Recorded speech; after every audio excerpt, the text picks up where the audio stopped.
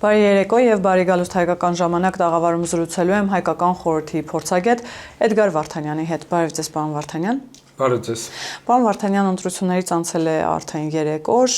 սակայն մենք տեսնում ենք, որ պաշտոնական Մոսկվայի Կրեմլի առաջնորդը Ռուսաստանի Դաշնության լռում են, ինչի մասին է այս լռությունը։ Արդյոք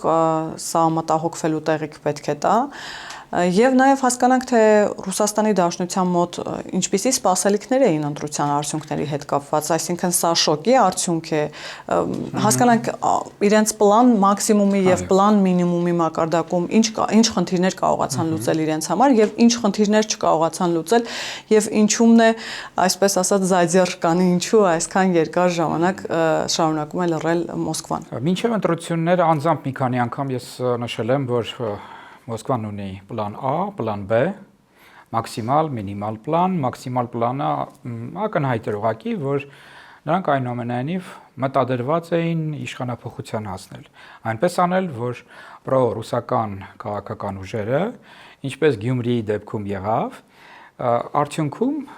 կոալիցիա ձևավորեն, մեծամասնություն ունենան։ Խոսքը այն 3 ուժերի մասին է, որոնցից 2-ը 3-4 նույնիսկ, հա։ Եվ այդ 3-4 ուժերը կարող են մտնել միասին ուրեմն ավելի շատ ձայն ունենալ, քան ԿՊ-ն կունենա։ Դա բնականաբար իրենց չհաջողվեց մի շարք պատճառներով, հիմնականում պատճառն այն է, որ Հայաստանում ակնհայտ է, որ բնակչության մեծամասնությունը սատարում է խաղաղության օրակարգը։ Բնակչության մեծամասնությունը տեսնում է, որ ըստ էության կյանքը մի շարք առումներով ավելի լավն է դարձել, բնակչության մեծամասնությունը տեսնում է, որ կա հնարավորություն երկիրը շատ լուրջ, այսպես զարգացման ճանապարհով տանել, եւ դա արդեն իսկ ձեռք բերված պայմանավորությունների արդյունքում է, հարևանների հետ հարաբերությունների բարելավում, Միացյալ Նահանգների ներգրավվածությունը, TRIP-ը, այս ամեն ինչը Եվրամիության ճանապարհը, Եվրամիության աջակցությունը, հա, եւ ընդհանուր առմամբ, այսինքն մարդիկ տեսնում են, որ շատ ավելի ազատ են ապրում, նույնիսկ ազատությունների մակարդակը, եթե համեմատենք որոշ եվրոպական նույնիսկ երկրների հետ, այստեղ շատ ավելի բարձր է, մամուլի ազատությունը, էլի համեմատենք որոշ եվրոպական երկրների հետ, ավելի բարձր է։ Բնականաբար, մենք դեռևս չունենք ինստիտուցիոնալիզացված դեմոկրատիա, բնականաբար մենք դեռևս չենք կարող համեմատվել զարգացած եվրոպական, այսպես առաջատար պետությունների հետ բոլոր առումներով, բայց ներողություն, մի հատ տեսնենք 3 որտեղ էինք, հա, եւ այսօր ինչ մակարդակի ուրեմն մենք համակարգ ունենք տարբեր էլի առումներով։ Այնպես որ այս ամեն ինչը շատ այսպես էլի ակնհայտ է եւ հանրության նորից եմ ասում, մեծամասնությունը այս ամեն ինչը տեսնում է, գնահատում է եւ Ռուսաստանում սա հաշվի չէին առել, պարոն Վարդանյան։ Գիտեք ինչ, իրենք իհարկե հաշվի էին առել, բայց իրենք մտածում են, որ նախ շատ կարևոր է նշել հետեւյալը, որ նման երկրներում, խիստ ավտորիտար երկրներում իշխանությունները շատ հաճախ չեն կարողանում տեսնել իրականությունը, որովհետեւ իրենք ոնց պետք է տեսնեն այդ իրականությունը, ինչ որ օղակների միջոցով իրենք փակ են, իրենք մեկուսացված են ամեն ինչից հանրությունից, հա, իրենք մտածում են, որ պետք է այդպես ապահովված լինեն տարատեսակ հոսքերից, նույնիսկ դուք լսել եք, որ Պուտինը չունի նույնիսկ հեռախոս, հա, ինտերնետ չի մտնում եւ այլն, այսինքն եւ նրան զեկուցում են, եւ այդ զեկուցողները ուզում են սիրաշահել նաեւ, որպեսզի ասեն, այդպես լավ բաներ է ասում, հա, ընդհանրապես այդ բանը կա, չէ, հոգեբանական, որով լավ լուրեր է ասում, իրեն ավելի լավ են նայում, այսպես ասած, լավ ավելի վերաբերմունքի է արժանանում։ Հիմա իրենք տեղում նաեւ տարատեսակ կոռուպցիայի նաեւ հետևանքով չեն կարողանում լավ պրոֆեսիոնալ աշխատանք տանել, որովհետեւ նաեւ այդ թե հետախուզությունը, թե տարատեսակ այդ հետաքննություններ իրականացնողներ, մոնիտորինգ իրականացնողներ, քաղաքական տեխնոլոգիաներով զբաղվող օղակներ։ Իրենք շահն են հետապնդում ֆինանսական։ Իհարկե, իրանց շահն են հետապնդում եւ իրենք նաեւ մոնոպոլ դիրքեր են գրավում։ Այդ մոնոպոլիան թույլ չի տալիս, որ մրցակցության մեջ ավելի լավ որակ ստանալ։ Էս է լինում։ Հիմա բնականաբար իրենք ասում են այդ նույն պատմություններ Ուկրաինայի հետ կապված, ասել էին, չէ, որ ուրեմն 3 օրում հնարավոր է բան անել։ Ասել էին իրեն, այ, այնպես չէր, որ էլ ինքը հենց այնպես sense դուրս եկավ, գնաց, ասեց, դե ինչքան տևի, դե մի քանի տարիներ տևի, դե հիմա հա ինչ անենք, որ չէ, իրենք համոզված էին, որ իրենք շատ կարճ ժամանակահատվածում Ուկրաինային ծնկի են բերելու։ Իրենց ասել էին, որ ուկրաինացի ժողովուրդը մեծամասամբ շատ դրական է ուրեմն վերաբերվում Ռուսաստանին։ Այնտեղ ռուսախոսներ կան, այնտեղ շատ ռուսներ կան եւ այլն, հետո նաեւ Ղրիմի փորձը նրանց այսպես ապա կողմնորոշել էր։ Նրանք մտածում էին ոնց որ Ղրիմում իսկապես բնակչության մեծամասնությունը կարծես թե ասենք հակված էր, էլի ոնց որ, հա, Ռուսաստանին միանալուն եւ թեև այստեղ էլ իհարկե հարցեր կան, բայց այնուամենայնիվ տեսնում ենք, որ այնտեղ իսկապես շատ էին ռուսները եւ ռուսալեզու եւ այդ ռուսական մտածողության գրողները եւ այսպես լուրջ դիմադրություն չեղավ։ Եվ մտածում են նաեւ այնտեղ կլինի։ Հիմա նույն սկզբունքով մտածել են, որ Հայաստանում դե լավ, հիմա ասենք ոնց էլ լինի, մարդիկ ասենք օրինակ այնտեղ զեկուցել են, որ շատ մեծ է դժգոհությունը Փաշինյանից, ասել էին, որ օրինակ շատերը ոչ մեկին չեն հավատում, չեն վստահում ինստիտուտներին, պետական եւ այլն, վախեր կան, այդ վախերը կարելի է օգտագործել, հա։ Օրինակ 300,000 ադրբեջանցիների վերադարձի լուրը։ Եվ այնտեղ եկել էին այնուամենայնիվ չասեմ համոզմունքին, բայց եկել էին այն բանի, որ հնարավոր է դա։ Միգուցե դժվար է շատ, բայց դա հնարավոր տարբերակ է։ Եկեք այդ սանդղակը այնուամենայնիվ դնենք։ Պարոն Վարդանյան, այստեղ մեկ նյուանսի վրա էլ խնդրում եմ ուշադրություն դարձնել, որ Վլադիմիր Պուտինը անձամբ իր դեմքով է ըստ էության հայտարարություններ արել եւ մասամբ նաեւ սատարել այն ուժերին, որոնց ինքը ռուսամետ համարեց։ Միգուցե կարծում էր, որ իր դեմքով հանդես գալը նրանց եւս հավելյալ, այսպես ասած, բան է բերելու, ձայներ է բերելու, հավելյալ արժեք է բերելու։ Հիմա նաեւ այդ իմաստով հիասթափություն կա։ Բնականաբար, այդպիսի սուբյեկտները չեն կարողանում հասկանալ, այո, որ մարդիկ կան, ինստիտուտներ կան, որոնք ունեն սկզբունքներ եւ իրենք չեն ենթարկվում ձեր խաղի կանոններին։ Չես կարող դու ազդել, ինչ ես անելու այսինքն, հա, մարդիկ ասում են, չէ, մենք էս ենք ուզում, օրենքը սա է, ես ունեմ ուրեմն մանդատ այդ օրենքը ապահովելու, որքան որ հնարավոր է դա այս մեր պայմաններում, մենք դա անում ենք, հա։ Հիմա պարզ է, որ տարատեսակ, ասենք, կառուցվածքներում կան խնդիրներ, մեր Հայաստանում էլ բնականաբար կան կոռուպցիոն դրսևորումներ եւ այլն, բայց ընդհանուր առմամբ, այսինքն դու չես կարող էլի, այսինքն ինչ որ մեկին ասել, գիտես ինչ, դու պետքա օրինակի համար աչք փակես ինչ որ ապօրինության վրա, չես կարող երկրի վարչապետին այդպիսի բան ասել։ Մեկը չի ընդունելու ինքը, մեկը չի ազդվելու, ինքը չի ճնշվելու դրանից, բայց իրենք մտածում են, որ ոնց ես սենց շահեր կան, սենց ռեսուրսներ ունեմ, ես սենց խնդիրներ կարող եմ ստեղծել, եթե ես այդպիսի ակնարկ անեմ, պետքա որ դիմացինս հասկանա այդ ակնարկը եւ բան անի էլի, այսինքն ենթարկվի որոշակիորեն իմ ճնշմանը, այսպես ասենք։ Մի խոսքով, այդ էլ կար։ Բայց այստեղ բնականաբար վերադառնանք պլան A, պլան B։ Դե իրենք իհարկե մտածում էին, որ դե հա, բայց սա հնարավոր է, որ չիրականացվի եւ արդեն ընտրություններից որոշ ժամանակ առաջ իրենք հասկացել էին, որ այդ պլանը գրեթե անհնարին է իրականացնել, այդ պլան A-ն, որտեվ ինչքան էլ իրականությունից կտրված լինեն, բայց միևնույն է, երբ որ մի բան շատ ակնհայտ է, իրենք դա չեն կարող չտեսնել եւ որոշակի միջազգային այդ հետաքննությունները ցույց էին տալիս դա, որ այն մարդը կամ մարդիկ, որոնք նշանակված էին, որպիսի հակա, ասենք, Փաշինյանական քարոզչությունը կազմակերպեն, կոորդինացնեն Մոսկվայի մարդիկ, հա, իրենք արդեն զեկույցներ են գրել եւ ասել են, որ շատ բաներ չի ստացվում, իհարկե նրանք մեղքը բարդում էին տեղական այդ պրոռուսական ուժերի վրա, ասում էին, որ նախ լավ տեխնացու չի, ի սկզբանե էլ Վստահություն չկա նրանց հա, հանդեպ։ այսինքն լավ չեն աշխատում, չեն կարողանում, ասենք, կոորդինացնել մեկը մյուսի բաները, իրանց մեջ ինչ որ հակասություններ նաև կան։ Այն ինչ որ մենք ասում ենք, միջև վերջ չեն իրականացնում, այսպես ասած, նորմալ ձևով եւ այլն, եւ խնդիրներ ունենք մի խոսքով։ Դրա համար բնականաբար, բայց իրենք ունեին ի սկզբանե պլան B-ն եւ արդեն ընտրություններից առաջ ես գրեթե վստահ եմ դրանում, որ մտածել են միայն պլան B-ի արդեն մասին։ Պլանան դրել են մի կողմ, ասել են, չէ, Պլան B-ն որն էր, պլան B-ն այն էր, որ պրոռուսական ուժերը հայտնվեն խորհրդարանում եւ որքան հնարավոր է շատ, այսպես զայներով, որքան հնարավոր է շատ նաեւ քանակով եւ նրանց համար նաեւ շատ կարեւոր է, որ ասենք ոչ թե երկու ուրեմն քաղաքական ուժ մտնի, այլ երրորդը, լավ կլիներ չորրորդը, բայց դե ընդհանրապես դա չստացվեց, բայց գոնե իրենք ուրեմն կարծում եմ, որ հույս ունեն եւ մինչեւ հիմա էլ ուրեմն նաև այդ բանը իրենց համար կարևոր է, որ 3 քաղաքական ուժ մտնի խորհրդարան եւ իսկ հիասթափություն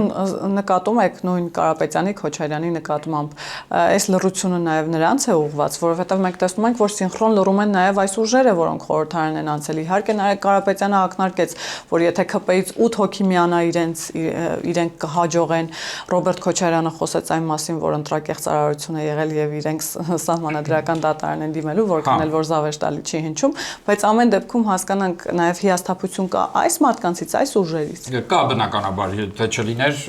դե չէին էլի միանգամից ասես շեղվի պլան B-ի վրա, որտեվ դե պլանան չի ստացվում, հենց այդ նաև այդ իրենց պատկերացմամբ այդ ուժերի պատճառով նաև, հա։ Բայց նաև պլան B-ի առումով էլ հիմա տեսեք, այդ պլան B-ն հետեւյալ ասեն սապրավաժդենիա, այսինքն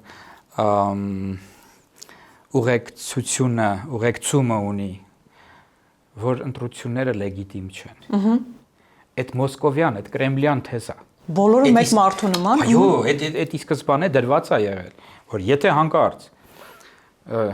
դուք պլան A չի ստացվում, մի խոսքով, պլան B-ի դեպքում մենք պետք է ասենք, որ լեգիտիմ չեն ընտրությունները։ Մենք պետք է ամեն ինչ անենք, որ կասկած լինի հասարակության մի հատվածի մոտ, որ ընտրությունները կեղծ են, մենք պետք է այնպես անենք, որ ուրեմն այդ ինֆորմացիոն էլի, հա,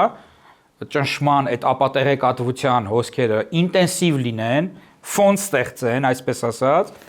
եւ դա էլ գործիք է, ճնշման գործիք է իշխանությունների նկատմամբ։ Բայց երբ ընտրությունները կեղծելու մասին խոսում է Ռուսաստանի Դաշնությունը, դա ինչ որտեղ նաեւ կոմպլիմենտ չէ։ Չէ, դե պարզ է, որ դա միայն ժպիտ կարող է առաջացնել։ Պարզ է, որ որևէ մեկը, դե ոնց ասեմ, այսինքն քիչ թե շատ քաղաքականության հետևող մարդը, ընդհանրապես էլի համաշխարհային քաղաքականությանը, չգիտեմ, քիչ թե շատ նաև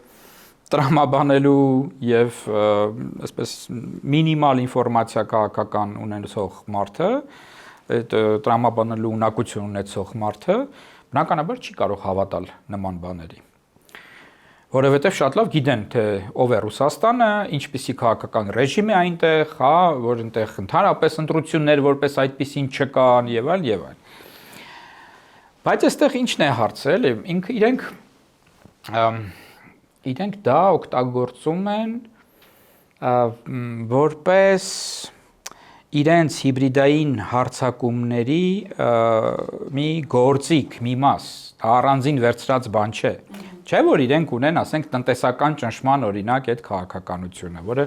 հիբրիդային սպառնալիքների մաս է, տնտեսական սպառնալիքը նաև շանտաժը, այսպես ասած։ Այլ առումներով ապատեղեկատվությունները, չէ՞, այդ հոսքերը միշտ էլ եղել են, հիմա սա էլ են ավելացրել, էլի։ Պարոն Վարդանյան, իսկ այդ տնտեսական ճնշումները ըստ իրենց կամ եթե դուք վերլուծեք հիմա հետ հայացք նայենք, իրենց էֆեկտը տվեցին, թե ինչ որտեղ նաև հակառակ էֆեկտ տվեցին, եւ հետո մենք տեսնում ենք, որ հիմա Հայաստանի տնտեսության առաջ, տնտեսվարողների առաջ նոր շուկաներ են բացվում։ Մոսկվան նաև նպաստեց դաշնակցի դիրքից։ Անուղղակիորեն ստացվում է այդպես, որ Մոսկվայի գործողությունները ինչ որտեղ նաև արագացնում են մեր դիվերսիֆիկացիայի քաղաքականության իրականացումը։ Տնտեսական։ Այո, տնտեսական դիվերսիֆիկացիայի եւ ընդհանուր առմամբ նաեւ նպաստում են էլի անուղղակիորեն եվրոինտեգրմանը Հայաստանի եւ գիտեք ինչ, այս առումով նաեւ մյուս կողմից էլի նպաստում են նրան, որ հակակրեմլյան տրամադրությունները ավելի խորանան մեր մոտ, հա։ Հիմա չգիտեմ, անկեղծ ասած, փոքր ինչ նաև ավելի երկար պետք է վերլուծել այդ ֆենոմենը, էլի, այնուամենայնիվ ինչի համար է նրանց պետք այդքան այդ երկար, բարակ, ամեն օր ինտենսիվ խոսել նրա մասին, որ ընտրությունները լեգիտիմ չեն եւ այլն եւ այլն, հա։ Դե ում վրա է ազդելու վերջի վերջո։ Եթե մտածենք, որ դա ազդելու է իշխանությունների վրա, այդ դեպքում լավ, ասենք ո՞նց է ազդելու։ Այսինքն ինչ, ասենք ասում ես լեգիտիմ չէ, ինչ պետք է լինի, էլի արդյունքում դրա։ Ես կարծում եմ ոչինչ։ Եթե ասենք, գիտեք ինչ, օրինակի համար ընտրությունները մենք ասում ենք, որ լեգիտիմ չի, այ դրա համար դուք պետք է մի քիչ ավելի տենց դանդաղեցնեք ձեր առնվազն կուրսը եվրոինտեգրման, հա, դուք պետքա մոռանաք ընդհանրապես ԵԱՏՄ-ից դուրս գալու, չգիտեմ, հապկից դուրս գալու մասին, դուք ոնց որ մի քիչ ավելի տենց պրոռուսական գոնե մի քիչ պետք է, մի քիչ պրոռուսական գոնե դառնաք, ինչ ոնց է դա ապահովելու այդ ամեն ինչը, էլի, այսինքն ոնց են դրանով համոզելու օրինակ իշխանություններին։ Աննարին է դա։ Պարոն Վարդանյան, ներողություն եմ խնդրում, Զախարովան, որ վերջին 3 օրը խոսում էր, թե ինչ աննախադեպ ճնշումներ են եղել ընդդիմադիրների վրա եւ ինչպիսի մեծ միջամտություն է ունեցել Եվրամիությունը մեր ընտրությունների վրա, այսօր հերթական հայտարարությամբ է հանդես եկել, որ Հայաստանի Հանրապետության մոտ, հանրապետության հասարակության մոտ եվրասիական ինտեգրացիոն կառույցների վերաբերյալ այսպես շատ դրական մոտեցումներ կան եւ հայ հասարակությունը ուզում է այդտեղ մնալ իր շահերից ելնելով։ Խոսույթ է փոխվում։ Այո, այսինքն տեսեք, էլի իրանք ինչ են ուզում ասեն։ Դուք լեգիտիմ չեք, ժողովուրդը այլ բան է ուզում։ Դա սա ժողովրդի կամքի արտահայտումը չէ։ Ժողովրդի կամքի արտահայտումը ուրիշ է, եւ մենք դա տեսնում ենք, եւ մենք ասում ենք, որ ժողովրդի կամքի արտահայտումը այն է, որ ուզում ենք Ռուսաստանի հետ լինել։ Էս են իրանք ուզում ասեն, բայց ինչի ես դա ասում։ Ինչ ազդեցություն է ունենալու քո այդ կեղծ, հա, նարատիվը, դիսկուրսը։ Ես անկեղծ ասած միջև վերջ դեռևս լավ չեմ պատկերացնում, հասկանում այդ ամեն ինչի մոտիվացիան։ Նորից եմ ասում, հիմա այս քննարկեցինք արդեն, հա, որ եթե դա ասենք ճնշման գործիք է իշխանությունների վրա, ոնց է դա աշխատելու, էլի։ Ինչ։ Ասենք ասել են, դե գիտեք ինչ, այ տեսեք, մենք գտնում ենք, որ ժողովուրդը այլ բան է ուզում, դուք ուրիշ բան եք անում, դուք լեգիտիմ չեք, ու ասենք ինչ, Փաշինյանը ասելու է, հա, փաստորեն, տենց, հա, միգուցե ես պետք է հաշվի առնեմ, հա, փաստորեն այդ ձեր ասածը, ինչի։ Որն է ստեղ տրամաբանություն չեմ ասում։ Եթե իրանք նպատակը այն է, որ սրանով բորբոքեն այդ ընտրազանգվածի բանը, հա, հույզերը իրենց մի քիչ ակտիվացնեն, փողոց դուրս բերեն։ Այո, փողոց դուրս բերեն։ Այսինքն այդ մոտավորապես լուրջ թիվ է իրականը, չէ՞, որ հիմա էլի առանձին խոսակցությունն է, թե այդ ոնց են մարդիկ գնացել եւ քվեարկել այդ պրոռուսական քաղաքական ուժերի օգտին, հա։ Տարբեր բաներ կա, մի մասը իսկապես ընտրակաշարքների այդ ֆոնը, այսինքն դա աշխատել է որոշակիորեն։ Մի մասը դեզինֆորմացիայի, մանիպուլյացիաների, տարատեսակ միֆերի ազդեցության զոհն է, հա, դրանց զոհն է։ Մի մասը, չգիտեմ, այլ պատճառներ ունի, հա։ Մի մասը Ռուսաստանի Դաշնությունից էր եկել։ Այո, դա էլ իր հերթին, որ այնտեղից եկել են։ Մի մասը զուտ ուղակի ատում է, ասենք Փաշինյանին եւ ասում է, ով ուզում է լինի, այնքան որ ազատվենք, իրենք են ուժեղ, իրանց են ձայն տալիս, որ իրանց միջոցով ազատվենք, հա։ Հոգեբանական տրավմաներ կան, չակտարված եւ այլ եւ այլ։ Մի խոսքով, էլի, այսինքն հիմա, բայց մոտ ինչքան էր, մոտ 5 միլիոն, հա, այդքան մարդ 300,000։ Եթե բոլորին վերցնենք, հա, եթե ասենք, հա, ոչ միայն այդ երկու քաղաքական ուժերին, նաև եւ Բարգավաճ եւ մնացած էլի տենց ոչ Հայաստանակենտրոն, այսպես ասենք, հա, շատ առումներով ուժերին միասին վերցրած, միգուցե 5 միլիոն լինի, ես հիմա թիվը լավ չեմ հիշում, բայց բավական, այսինքն մի քանի 100,000, լավ, վերցնենք մի քանի 100,000 կան, չէ՞։ Հիմա այդ մի քանի 100,000-ի միգուցե ուզում են բորբոքել, ասել, որ այ տեսեք մենք Ռուսաստանը այս ամեն ինչը հիմա նայում է եւ եթե դուք դուրս գաք փողոց, մենք ինչ որ ձևով կլուծենք ձեր խնդիրը, այսինքն այնպես կանենք, որ կթույլատնենք Փաշինյանին եւ դուք վաղը մյուս օրը միգուցե հնարավորություն ունենաք ունենալու ձեր ուզածը, հա, հասնելու ձեր ուզածի։ Բայց պարոն Վարդանյան, նաև նախկին փորձը ցույց է տվել, որ փողոցով ըստ էության չեն կարողացել վերջին շարժումները կհիշեք, ամենատարբեր անուններն են տվել այդ շարժումներին ընդդիմադիր, բայց մենք տեսել ենք, որ այդ կրիտիկական զանգվածը այնուամենայնիվ չի հավաքվում։ Ճիշտ է, ու դա էլ իրենք չեն կարող չտեսնել։ Բայց էլի մյուս կողմից մտածում են, բայց այդ չփորձենք էլ, բա որ հանկարծ ստացվի, ասենք, էլի վերջի մի քանի 100,000 մարդ փաստորեն դժգոհ է Փաշինյանից, ասենք, ակնհայտ կամ ուզում է ռուսական այդ, հա, պրոյեկտի մեջ լինի Հայաստանը։ Դե երկրորդ բանը միգուցե իրենք մտածում են կամ հաջորդ ավելի շուտ, մի քանի արդեն այդտեղ հնարավոր գործոններ նշեցինք ոնց որ միգուցե նրանք ուղղակիորեն ուզում են իրենց սեփական ժողովրդին ասել, համոզել, որ նայեք, հանկարծ չմտածեք, որ ինչ որտեղ, մանավանդ մեր ազդեցության գոտում, էլի, ազատություններ կան։ Իրական ընտրություն կա։ Այնտեղ էլ է նույնը ինչ որ մեզ մոտ։ Կեղծում ամբողջ աշխարհը կեղծ է, ամբողջ, հա, ոչ մի դեմոկրատիա էլ չկա։ Նույնիսկ ավելի շուտ մեր մոտ կա այդ դեմոկրատիան, հա, բա ոնց, հետո տեսնում եք ինչ կեղծիքներ, ճնշումներ, բաներ, հա, մեր մոտ նման բան չկա, ձերբակալություններ, հա, ձերբակալություններ, բան եւ այլն։ Հա, ձեր մոտ ընտրություններ չկան, ասենք իրականում, հա, որ նաեւ ընդդիմադիր գործիչներ, ընդդիմադիր գործիչ չեք թողել դուք, ասենք, հա, եւ չեզոքացրել եք ինչ որ հնարավոր է։ Հասել եք նրան, որ ինտերնետն եք, ասենք, բան անում, այսպես ասած, փակում, հա, եւ մի խոսքով, բայց երևի այդ բանը կա, էլի, որ ու նաեւ գիտեք ինչ, ոչ միայն Ռուսաստանի ընտրողին, այլ նաեւ միգուցե այնպիսի պետությունների, որոնց համար Հայաստանի кейսը կարող է օրինակ լինել եւ իրանք էլ փորձեն Ռուսաստանից այսպես անջատվելու, Ռուսաստանից անկախանալու, ինչ որ մի հատ գործընթաց սկսեն, հա։ Հիշում եք, որ սկզբից երբ որ նոր էր հեղափոխությունը եղել, Թավշյա հեղափոխությունը, Ռուսաստանում այնտեղ շարժ բաներ ձևավորվեցին, չէ՞, որոշակի այսպես ելույթներ եղան, ընդդիմադիրները, ազատ քաղաքացիները դուրս եկան, ասացին «Խատիմ կակ в Արմենիի», հա, ոնց, այսինքն դա լուրջ բան է Կրեմլի համար, շատ մտահոգիչ բան է, դա վտանգ է, հանկարծ կարող է իսկապես ուրիշները այդ օրինակի։ Դրա համար պետք է մենք փորձենք համոզել, որ չէ, ինչ բան ժողովրդավարություն։ Սուտ ժողովրդավարությունը անդեղ, կեղծիքը անդեղ, ճնշումներ, օպոզիցիային ճնշում, ինչ եք խոսում դուք։ Եվ այդ իրենք գործիք են եւ արևմուտքի ձեռքերում իրականում այդ իշխանությունները ոչ մի ազատություն չկա, դա իրենց ազատ կամքը չէ, իրենք խամաճիկ են։ Այդ գաղափարն են ուրեմն փորձում առաջ տանել եւ մի բան էլ, ասենք, լավ, մտածում եմ, իսկ դրանից դուրս էլ ինչ կարող է լինել։ Գիտեք, դրանից դուրս զուտ ուղակի մտածում եմ, որ օրինակ լավ, Մոլդովայի դեպքում նաև։ Մոլդովայում ընտրությունները էլի տենց իրենք չկարողացան իրենց ուզածին հասնել ընտրությունների ժամանակ, ընտրությունների արդյունքում Մայա Սանդուն ընտրվեց եւ էլի եվրոպական կուրսը խորացավ։ Իրենք տեսեք,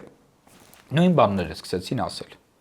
Ասացին, որ կեղծ են ընտրությունները, որ արևմուտքը այս ամեն ինչում ներգրավված օգտագործել է Մայա Սանդուին, պրոռուսական քաղաքական ուժերին ճնշել են, խաղացանել են, ձերբակալել են, այս ամեն ինչը բնականաբար արևմուտքն է Ռուսաստանի դեմ աշխատում, բան եւ այլն, ու ինչ ժողովուրդ։ Հիմա ինչի հասավ Մոլդովայում Պուտինը այս պայդրության, ոչ մի բանի։ Ոչ մի բանի հասնելու։ Ոչ մի։ Բայց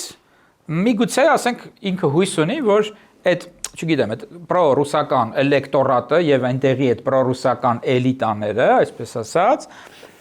հույսը չեն կորցնում, որ մի օր Պուտինը կօգնի, մի օր կակտիվանա, մի օր իրավիճակը կփոխվի։ Այսինքն կրակը ասենց մարմանդ պահենք, էլի գոնե այսպեսի։ Հիմա միգուցե նույն բանն էլ այստեղ է լինելու, հա։ Վաղը մյուս օրը շատ հնարավոր է, որ Ես էլ ասենք հիմա ասում են սպասում ենք, ես էլ զավեշ տալի, չէ, որ սպասում ենք ընտրությունների արդյունքներին։ Հիմա մի կարևոր ստեղ հանգամանք կա, էլի, որ ուրիշ երկրների դեպքում չկար, մեր դեպքում կա, քանի որ մենք ԱՊՀ անդամ ենք, ԵԱՏՄ-ի անդամ ենք, հա, եւ այլն։ Ուրեմն ԱՊՀ դիտորդները ասել են հետեւյալը, իրենց պաշտոնական, հիմնական հայտարարությունը եղել այն, որ մրցակցային ազատ ընտրություններ էին եւ տարատեսակ թերությունները, որոշակի խախտումները չեն ազդել, չեն կարող ազդել ընտրությունների արդյունքների վրա։ Այսինքն իրենք ասում են, որ ընտրությունները լեգիտիմ են եւ ով որ ընտրվել է լեգիտիմ կերպով, այսինքն ընտրվել է լեգալ, օրինական ընտրվել է, այդ խախտումները ոչ մի դեր չեն խաղում։ Այսինքն ունենք ըստ եթե հիմնվենք հիմա ԱՊՀ-ի դիտորդների այդ հիմնական եզրակացության վրա, Ռուսաստանը ուրեմն չի կարող ասել, որ մենք պետքա սպասենք ընտրությունների վերջնական արդյունքին, չկա նման, դրանից բան չի փոխվելու, հա, բայց փաստորեն իրենք նույնիսկ իրենց այդ հարազատ, հա, ԱՊՀ առաքելության հայտարարությունը դնում են մի կողմ ու վարում են այն քաղաքականությունը, որը ուղղակի ծիծաղ է առաջացնում, բայց փաստորեն այդ լավ օրից չի։ Հա, փաստորեն իրենք նույնիսկ չեն կարողացել այնպես անել, որ ԱՊՀ դիտորդական առաքելությունը նույն բանը ասի, ինչ որ իրանք ասում են տարբեր, այսպես մարդկանց միջոցով այսօր, էլի, հա, պաշտոնատար անձանց եւ իհարկե լրագրողների, իբր լրագրողների, իբր փորձագետների բաների միջոցով, որովհետեւ նաեւ ԱՊՀ-ում մենակ իրանք չեն։ Էդ էլ բան կա։ Ղազախստանի նախագահը շնորհավորել է Փաշինյանին, Ղրղստանին շնորհավորել է եւ տեսեք, այստեղ, այսինքն իրենք նույնիսկ չեն կարողանում փաստորեն իրենց գործընկերների համոզել, որ այս ամեն ինչը կեղծ է եւ այլն, այնպես որ իրենք մնացել են մենակ եւ ստիպված փաստորեն այդ գնում են այդպիսի քայլերի, ճարահատյալ քայլեր են իմ կարծիքով սա, հա, եւ եւս մեկ անգամ, այսինքն տեսեք էլի հիմա ասենք այդ նույն Ղազախստանի, չէ, նույն Ղրղստանի իշխանությունները տեսնում են այս ամեն ինչը, ասում են՝ «Մի րոպե, էլի, բայց մենք, հա, ասենք մենք տեսնում ենք, որ կեղծ չի, մենք շնորհավորում ենք, հա, հիմա մենք նույն այդ միության մեջ ենք, ասենք ռուսների հետ, բան եւ այլն, բայց այս ռուսները ինչ են ասում, այսինքն, փաստորեն մեր նկատմամբ էլ վաղը կարող է նման բաներ իրականացնեն, հա, սա իրականում թուլացնում է այդ ռուսական աշխարհը, ընդհանուր առմամբ իրենց այդ ասած ռուսական աշխարհը, իրենց գործողությունները թուլացնում են։ Ես դրա համար այստեղ, այսինքն մի քանի բաներ մենք փորձեցինք հիմա գտնել, թե ինչ կարա սրա հետևում լինի, ինչ ռացիոնալ բան, չէ՞, ռացիոնալ ինչ որ մի ծրագիր էլի, որ հա, բայց ընդհանուր առմամբ որ նայում ես, ախր շատ իրրացիոնալ է, էլի սա։ Համյուս կողմից էլ ասում ես, բայ ինչ անեին լավ։ Ասեին լավ, ապրեք, լավ ընտրություններ արեցիք, շնորհավոր, ճիշտ որոշում կայացրեցիք։ Ճիշտ որոշում կայացրեցիք, հա, դե ժողովուրդը, հա, չի ուզում, որ Հայաստանը լինի Ռուսաստանի կազմում, հա, նո բան առումով էլի, լայն առումով եմ ասում, ըստ էության եմ ասում, հա։ Դե դա չեն կարող, այսինքն իրենք պետքա sense ոնց որ ընդունեին, որ փաստորեն, հա, մենք պարտվեցինք, մենք շատ թույլ ենք,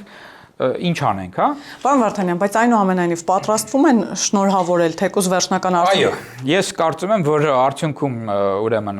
կշնորհավորեն, նշելով հանդերձ, որ դե դուք պետք է հաշվի առնեք, որ ժողովրդի մի հսկա զանգված ուզում է, որ Ռուսաստանի հետ ուրեմն կապերը ավելի խորանան, հա, եւ դուք չեք կարող բնականաբար, այսինքն ակնարկը դա է լինելու, նույնիսկ ես կարծում եմ, որ ուղղակիորեն էլ կարող են ասել, որ դե դուք իհարկե տեսնում եք, որ ինչքան զանգված, մեծ զանգվածներ, այդպիսի բանեզում ու անպայման իհարկե դուք պետք է հաշվի առնեք սա էլ, բայց դե նաև մենք հարգում ենք ժողովրդի կամքի արտահայտումը, որի արդյունքում դուք հիմա ասենք իշխանություն եք, վարչապետ եք, հա, բայց մենք ունենք այսպես ոչ միանշանակ բան, հա, ու նաև դե մենք մտահոգված ենք, որ եղել են այսպես ճնշումներ, մենք բնականաբար հետևելու ենք գործընթացներին, որ այնպես չստացվի, որ այս ամեն ինչի արդյունքում քաղաքական հետապնդումներ լինեն պրոռուսական ուժերի նկատմամբ, հա, ինչը ասենք մեր համար շատ կարևոր է, մենք այնուամենայնիվ եւ նաեւ Ռուսաստանի քաղաքացիների նկատմամբ եւ այլն ասելու են դա։ Դա փորձելու են օգտագործել ու ասել են, այ տեսեք, մենք հիմա օրինակ ինձ թվում է նաեւ տնտեսական այդ լծակները փորձելու են օգտագործել, ասելով որ դե մենք որոշում ենք կայացրել դեռևս որ չենք թանկացնելու գազի գինը եւ կարծես էքսպերտիզայի ենթարկեցինք այդ ջերմուկը արդեն ոնց որ լավն է օրինակի համար բայց այն որ ծիրանն էլ ոնց որ վատը չի ծիրանն էլ լավն է հա արդեն ոնց որ թե լավն է բայց այդ ձեր մոտ որ տենց մի քանի հոգի էլի նստել են իրանք տենց պրոռուսական գործիչներ են շատ հարինասեր բան եւ այլն այդ ոնց որ մի քիչ լավ չի էլի ասենք կարող է վերանայեք իրենց քրեական գործերը օրինակի համար, հա? Իսկ փորձելու է նման միջամտություն։ Բնականաբար։ Օրինակ Սամվել Կարապետյանի, Ռոբերտ Քոչարյանի, Գագիկ Ծառուկյանի։ Իհարկե։ Իսկ ինչ է անելու։ Դա հենց այս ձևով։ Իսկ այսինքն փորձելու է խոչընդոտել, որ նրանք իրավական համատեքստում կրեն իրենց պատասխանատվությունը։ Այո, նրանով որ ասեն որ այ եթե դուք օրինակի համար նույն բանը շարունակեք այ արդեն մենք ստիպված ենք լինելու գազի գինը բարձրացնել եւ ասել որ ոչ մի ծիրան, մաքուր չի, թույնավոր է եւ այլն եւ այլն։ Չեմ կարծում որը խոսք է տվել, որ այս ընտրություններից հետո կանգնեցնել։ Այսինքն ոնց չի կարող լեգիտիմ ժողովրդի կամքով ընտրված իշխանությունը, որը մանավանդ այդպիսի խոստումներ է տվել, որ պետքա օլիգարխիայի նախկին այդ քրեա օլիգարխիկ ռեժիմի մնացորդ երևանները, հա, դրսևորումները չեզոքացնի, որ նոր քրեական գործեր են լինելու բան եւ այլն, ու մեկ էլ վերցնի ասի, հա, դե այնուամենայնիվ պետք է այդ գաղափարներից հրաժարվել, որովհետեւ դե կարող է Ռուսաստանը մեզ տնտեսական պատժամիջոցների ենթարկի ու մենք էլ չդիմանանք։ Չի կարող այդպիսի բան լինել, մանավանդ երբ որ մենք այսօր տեսնում ենք, որ շատ լուրջ դիվերսիֆիկացիա է արդեն իրականացնում եւ հիմքեր կան մտածելու, որ դա իսկապես խորանալու եւ շատ կարճ ժամկետում հնարավոր է լինելու այդ բանը, հա, էքսպորտի վերա կողմնորոշումը դեպի այլ շուկաներ, դեպի եվրոպական շուկա եւ ոչ միայն վարդերը ծիրանը արդեն տեղ են գտնում եվրոպական շուկա։ Գազի գինն էլ դե գիտեք ինչ, նաեւ այստեղ իրանց էլ ախր ձեռնտու չի վերջի վերջո։ Դա իրենց համար էլ մի տեսակ բան է, էլի սուիցիդի նման բան կլինի, եթե իրենք ամբողջությամբ կտրեն իրենց կապերը Հայաստանի հետ, ոչ մի բան չվաճառեն, հա, բա ում են վաճ, իրանք այսօր խնդիրներ ունեն նաև այս առումով, չէ՞, այսինքն իրենք են շուկաներ ման գալիս, որպեսզի այդ սանկցիաների պայմաններում կարողանան իրենց արտադրանքը բան անել։ Եվ հենման կետ գոնե ունենալ, վաղը մյուս օրը ասենք Գյումրիի բազայի խնդիրը կարող է բարձրանա, եթե իրենք շարունակեն այս ամեն ինչը։ Իսկ նման խնդիր կարող է բարձրանալ։ Ես կարծում եմ, որ իհարկե, եթե Ռուսաստանը, այսինքն ամբողջությամբ պատերազմ, այսպես ասած, հայտարարի, թեկուզ ոչ խոսքը բանի մասին չի, էլի, այսինքն ուղիղ պատերազմի մասին չի, բայց ասենք ասի, որ դե դուք թշնամական բաներ եք անում, ձեզ ոչ էս կվաճառեմ, ոչ այն կվաճառեմ, ձեր ամբողջ ապրանքները չեմ ընդունի, ձեր միգրանտներին կվտարեմ, օրինակի համար եւ այլն, հա։ Եթե այդպիսի քաղաքականություն վարի, բնականաբար այստեղ արդեն հարցեր են առաջանալու, որ սկսած յուկաժդեից ինչ է անում, ասենք, հա, այսինքն կվերանայվեն բոլոր այդ պայմանագրերը Ռուսաստանի հետ եւ ընդհանուր միջև բազա, այո։ Եվ գիտեք ինչ, դե այդ նաեւ նշանակել է, ուրեմն պետք է ԵԱՏՄ-ից էլ արագ դուրս գանք, հա, իսկ իրանք կարծես թե շահագրգռված չեն, որ մենք սենց արագ դուրս գանք ԵԱՏՄ-ից, չգիտեմ, արդյոք իրենք շահագրգռված են, որ մենք հապկից միանգամից դուրս գանք վաղը ենթադրենք, հա։ Կարծես, պարոն Վարդանյան, տպավորություն է, որ իրենք իրենց հենց այդ կառույցները հեղինակազրկում են, նույն հապկի իմաստով հիմա արդեն ԵԱՏՄ-ն իրենք են հարվածի տակ դնում, որովհետև եթե Հայաստանը հիմա դուրս գա հապկից, ԵԱՏՄ-ից, դրանից չի տուժելու է Հայաստանը սկզբնական շրջանում, բայց դիվերսիֆիկացնելու է։ Ամեն դեպքում ինչ է ստանալու դրանից Ռուսաստանի Դաշնությունը եւ այդ կառույցները։ Դե դրա համար եմ ասում, էլի, որ իրենց դա ձեռնտու չի, իրենց են հարվածելու դրանով։ Բայց մյուս կողմից, այսինքն դա իրանց ձեռքին ճնշման գործիք է, իրենք տենց փորձելու են ըստ եղի ընդդիմության միջոցով, այդ պրոռուսական, եւ իրենց էլի տենց տարբեր մեխանիզմների, հա, ներթափանցման, այսպես ասած, կամ ազդեցության այլ երկրների ներքին գործերի միջամտության մեխանիզմ, ճնշումներ բանեցնել, շանտաժ անել, որ միգուցե կազդի դա։ Հիմա միգուցե ասենք մտածում են, որ այ եթե իրենք տնտեսական այդ խնդիրները ստեղծեն, տենց կտրուկ ինչ որ գործողություններ անեն ու հանգարց դիվերսիֆիկացիան այդ ընթացքում այն աստիճանի չլինի, որ խնդիրներ չստեղծի տնտեսական, ասենք, չգիտեմ, ինֆլյացիա կարող է լինել արդյունքում կամ ինչ որ աշխատատեղեր կրճատվեն, մարդիկ կան գործ մնան եւ այլն, այդ կարող է օրինակ պաստան ռուսական, պրոռուսական դիմադիր ուժերին ասեն դե հիմա դուք վերցրեք, տես մենք մեր գործը արեցինք, հիմա դուք հանեք փողոց մարդկանց, մեծ աղմուկ հանեք, դժգոհություններ, միգուցե փողոցային պայքարը իրենք չեն բացառել։ Բախման եւ այլն, ես չեմ կարծում որ կբացառեն, բայց ուրիշ հարց է որ կհաջողվի նման բան, ես կարծում եմ որ չի հաջողվի, որովհետեւ այս մարդիկ հասարակությունը,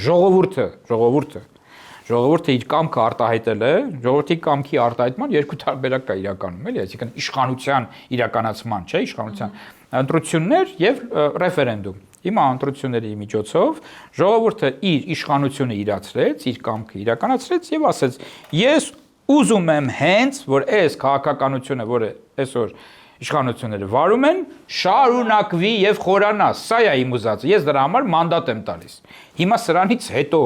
եւ ակնհայտ ախր ծիծաղելի է ուղղակի կեղծիքների մասին խոսել, հասկանում եք, այդ բաները արձանագրությունները ամեն ընտրատեղամասից, քանի ընտրատեղամաս կար 2005, եթե չեմ սխալվում։ Այդ 2005 ընտրատեղամասերից չկա որևէ մեկը չի կարող որևէ ապացույց բերել,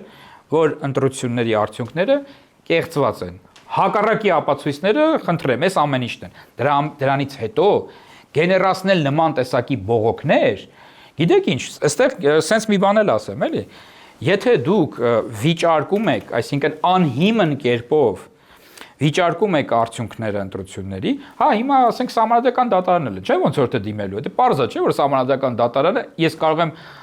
հիմա ասել որ սահմանադրական դատարանը պարզ է որ մերժելու է այդ բողոքները, որովհետև չկան որևէ հիմքեր ասելու որ ընտրությունների արդյունքները կեղծվել են։ Վերջնական վերցնելու են մանդատները, թե այս տրուկները։ Այ մնում է հիմա այս հարցն է,